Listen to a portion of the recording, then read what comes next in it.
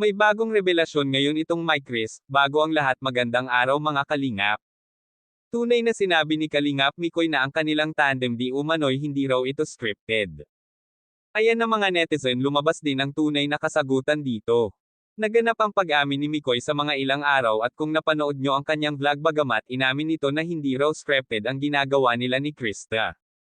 Ano ang ibig na ipahiwatig niya dito, buong tapang niya na sinabi ang pag-amin na iyon sa harap mismo ng tao. Kahit na marami rin ang nakarinig at nakapanood sa vlog ni Mikoy. Talagang hindi na may itatago pa ang tunay na intensyon ni Mikoy kay Krista.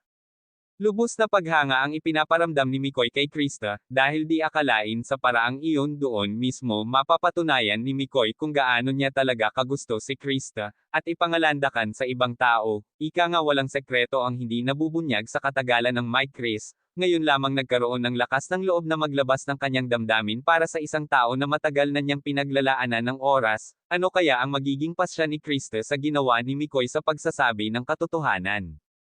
Kung sakali man natanggap ito ni Krista at ng Kalingap.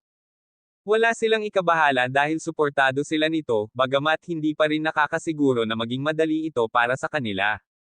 Dahil sa una pa lamang ay agad na silang pinayuhan sa mga bagay na maaring mangyari na pagsisihan ng Mike Chris. Wala pang sagot sa mga salitang nabitawan ni Mikoy. Kung nagbibiro lang ba ito o hindi, dahil marami na rin netizen ang mga napaniwala sa sinabi ni Mikoy tungkol sa kanilang serye na ito nga ay scripted at malinaw na malinaw ang pagkakabanggit nito.